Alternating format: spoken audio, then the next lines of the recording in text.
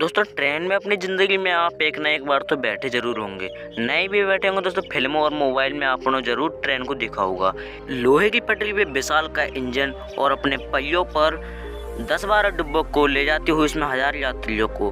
दोस्तों फिर आपके दिमाग में एक ना एक बार तो सवाल आता होगा कि ये ट्रेन फैक्ट्री में बनती कैसे होंगी। दोस्तों ट्रेन, पटरियाँ और लोहे के पहिए ये सब फैक्ट्री में कैसे बनेंगे, आज मैं आपको सब दिखाऊंगा। तो चलिए फिर शुरू करते हैं। उससे पहले आपने वीडियो को लाइक नहीं किया तो लाइक कर दें और जो हमारे यूट्यूब चैनल टोटल ज्ञान को सब्सक्राइब कर दें और बेल आइकन को ऑल पे सेट कर दें। डिब्बे तो शुरुआत करते हैं उस चीज के जिसमें बैठकर आप सफर करते हैं, यानी ट्रेन के डिब्बे। ट्रेन के डिब्बे जो है स्टील शीट से बनाए जाते हैं। दोस्तों आपको बता दें फैक्ट्री में स्टील की बड़ी बड़ी सीटें होती हैं जिन्हें कटर से काटा जाता है और वेल्डिंग करके कमरे तैयार किए जाते हैं। बता दें कमरे की हर साइड को अलग अलग जोड़ा जाता है।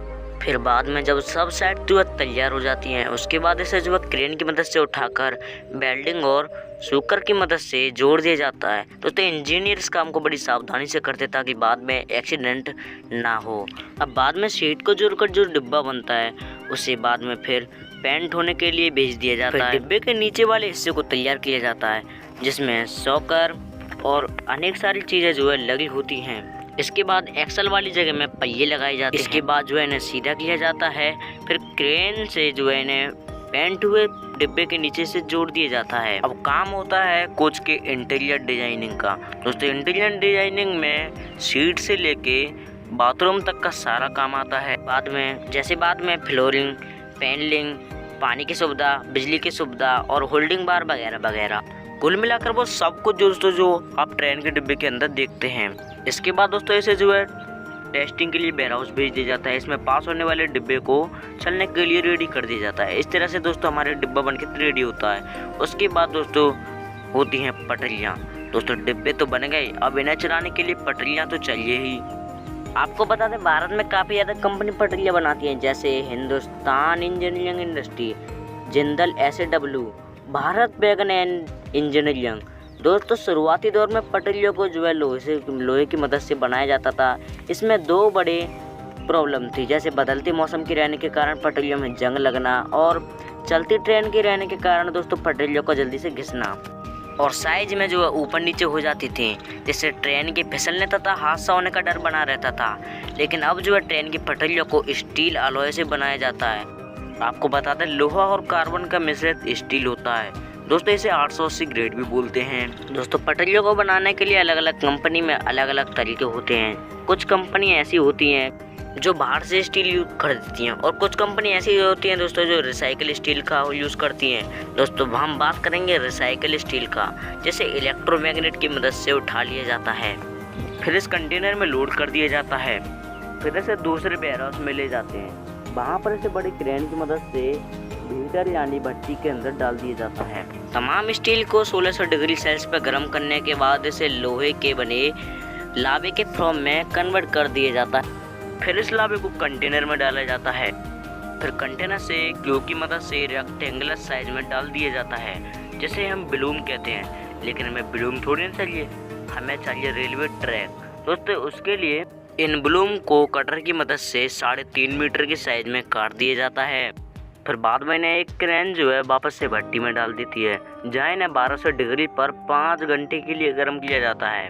अब इन्हें कन्वेयर की मदद से रोलर वाली मशीन में डाल दिया जाता है, जहाँ इन्हें रोलर की 4 से 5 बार निकाला जाता है, जिससे इसकी लंबाई जो है पूरे 4 गुना बढ़ जाती है।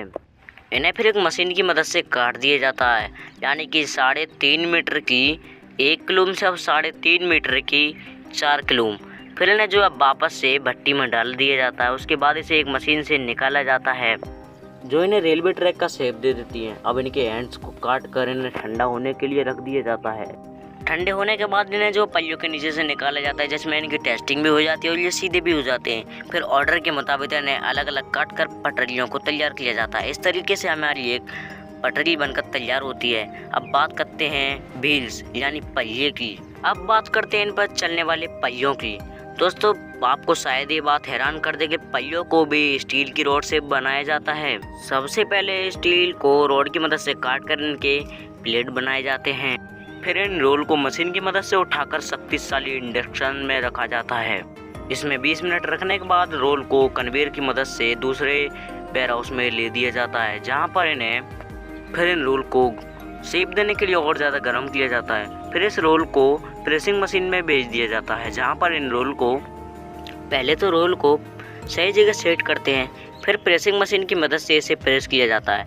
इस प्रेसिंग मशीन का ढांचा बिल्कुल रील के पहिए की तरह होता है। फिर इसे 2 बार प्रेस करने के बाद इसे रील के पहिए के आकार में भेज दिया जाता है। फिर इसके रोलर की मदद से बिल्कुल रेल के पहिए के आकार में इन्हें कर दिया जाता है, जिससे कि ये पटरियों पर फंस के चले।